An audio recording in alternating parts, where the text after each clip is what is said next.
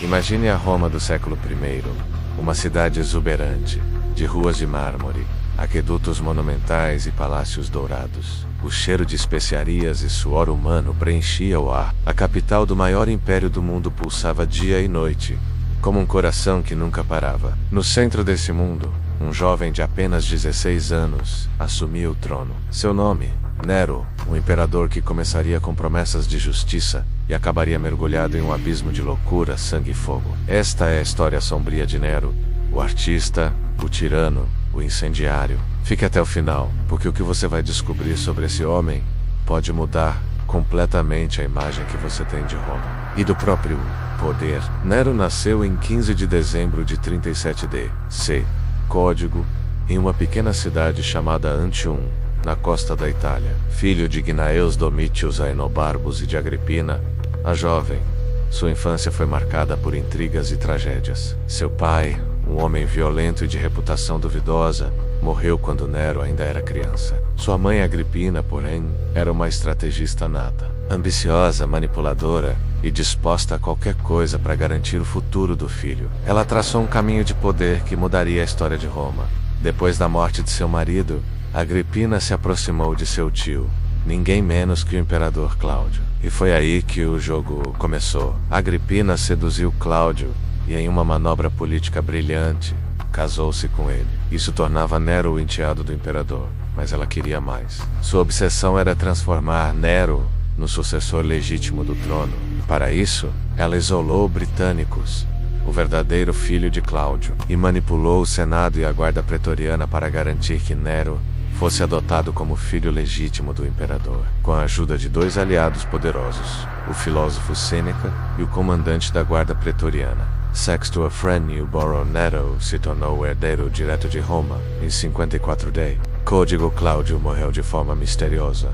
Muitos historiadores acreditam que Agripina o envenenou. Com apenas 16 anos, Nero se tornou o homem mais poderoso do mundo. Os primeiros anos de seu reinado surpreenderam a todos. Ele governava com moderação, justiça e equilíbrio. Sob a orientação de Sêneca e Burro, Nero implementou reformas sociais, reduziu impostos e proibiu execuções públicas sem julgamento. O povo começou a ver nele um novo tipo de imperador, jovem, progressista e justo. Mas a sombra de Agripina era longa. A mãe que o colocou no trono começou a querer controlar cada uma de suas decisões. Ela se intrometia nos assuntos de Estado, manipulava ministros e até recebia embaixadores estrangeiros em seu próprio nome. Nero, aos poucos, começou a se sentir sufocado. Sua sede por liberdade, prazer e poder crescia a cada dia. A tensão entre mãe e filho atingiu o ápice em 59 d. Código Nero planejou o assassinato de Agripina de forma quase teatral. Primeiro, tentou envenená-la. Depois, mandou construir um barco com um mecanismo que desabaria em alto mar, fazendo parecer um acidente. Mas Agripina sobreviveu milagrosamente ao naufrágio. Cansado das tentativas fracassadas, Nero finalmente enviou soldados para matar sua própria mãe em sua casa. Dizem que as últimas palavras dela foram: "Fira-me no ventre", como se culpasse a si mesma por ter dado à luz aquele monstro. Livre da influência da mãe, Nero mergulhou de cabeça nos prazeres que Roma podia oferecer. Festas intermináveis, orgias, corridas de bigas, caçadas humanas. Nero queria viver todas as experiências que o poder permitia.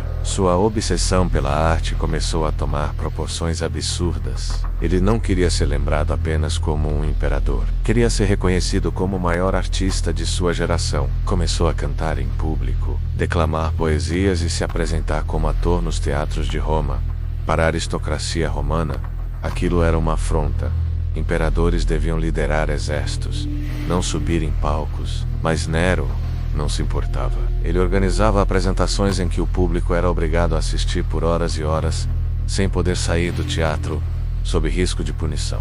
Muitos romanos fingiam desmaios para escapar das intermináveis performances do imperador. E se alguém ousasse demonstrar tédio ou insatisfação, bom, os espiões de Nero estavam por toda parte. Enquanto isso, sua vida amorosa seguia um padrão tão caótico quanto seu governo. Após um casamento infeliz com Octávia, filha de Cláudio, Nero se envolveu com Popéia Sabina, uma mulher ambiciosa e manipuladora. Popéia usou seu charme para afastar Octávia, que acabou sendo exilada, e posteriormente Popéia então tornou-se imperatriz, mas a relação dos dois era tudo menos estável. Durante uma discussão violenta, Nero a golpeou brutalmente, levando-a à morte enquanto ela estava grávida. Mas a história de Nero ainda reservava seu capítulo mais sombrio.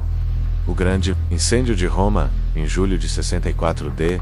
Código, um incêndio devastador tomou conta da cidade. Durante 6 dias e 7 noites, Roma queimou como se estivesse sendo consumida pelo próprio inferno. Casas, templos, mercados, tudo virou cinzas. Quando as chamas finalmente se apagaram, mais de 2/3 da cidade estavam destruídos. A pergunta que ecoa há séculos é: foi Nero o responsável?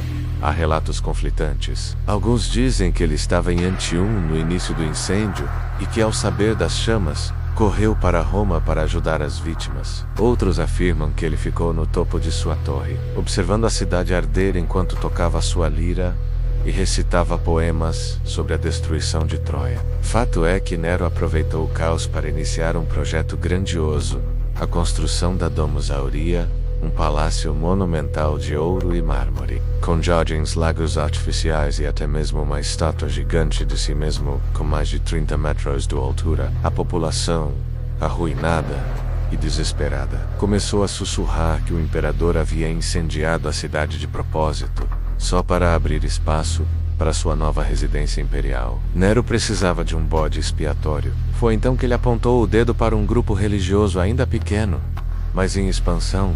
Os cristãos, acusados de serem os incendiários, os cristãos foram perseguidos, torturados e mortos de forma brutal. Alguns foram crucificados, outros cobertos de piche e queimados vivos para iluminar os jardins de Nero durante as festas noturnas. A repressão política também não deu trégua. Nero perseguiu senadores, generais e qualquer um que ousasse questionar suas decisões. Até mesmo seu antigo mentor, o filósofo Sêneca, foi obrigado a cometer suicídio por ordem direta do imperador. As conspirações contra Nero se multiplicavam. O povo, antes encantado por sua juventude e promessas, agora via nele um tirano insano, sedento de sangue e fama. Em 68 d. Código, o império começou a desmoronar. Revoltas explodiram nas províncias. Governadores como Galba, na Espanha, declararam guerra contra Nero.